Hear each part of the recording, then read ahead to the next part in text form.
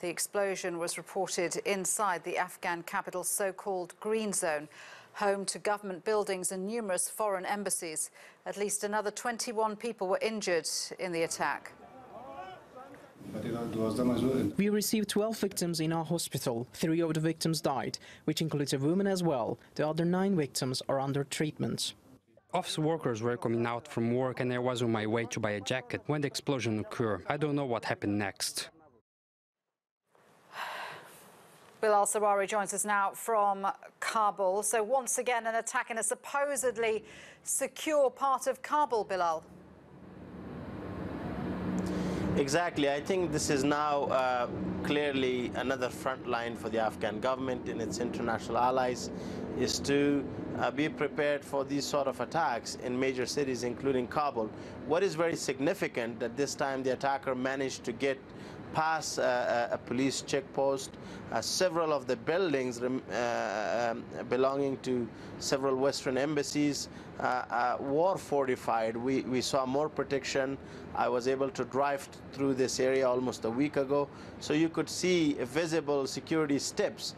I think what is quite worrying for the Afghan government is these sleeper cells inside Kabul city, where militants come into safe houses. They don't communicate between each other, and they're quite sophisticated in terms of operating and penetrating right into the heart of Kabul. In this case, we are being told that this attacker was a teenage boy. We don't know exactly how old he was, and that the group Daesh is also saying they were behind this attack.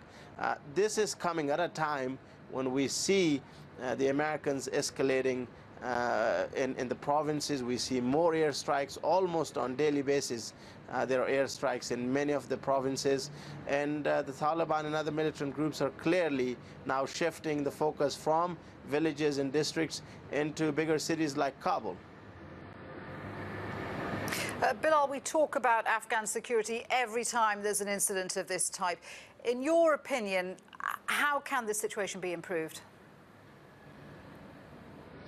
Well, what we have to remember that the Taliban managed to expand their area of recruitment. They are now active and present in the neighboring provinces of Wardak and Logar, very close to Kabul province. And there are areas in Kabul city, in fact, where both the Taliban and Daesh and other militant groups have been able to recruit from university campuses. I think there's this growing trend of radicalization, and there's big discontent with the Afghan government. Sometimes when a village is bombed, you kill 10 Taliban or 10 militants, but then you also end up killing civilians. So for every civilian, or for that reason, for every Talib that you kill, there's another family member. And to join the Taliban, to join Daesh, for younger boys, especially in rural areas and villages, is almost now a matter of lifestyle.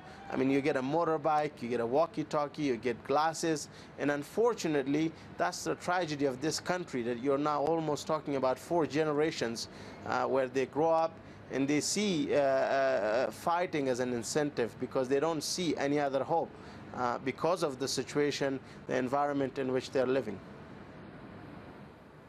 Bilal, thank you. Bilal Sarwary in Kabul there.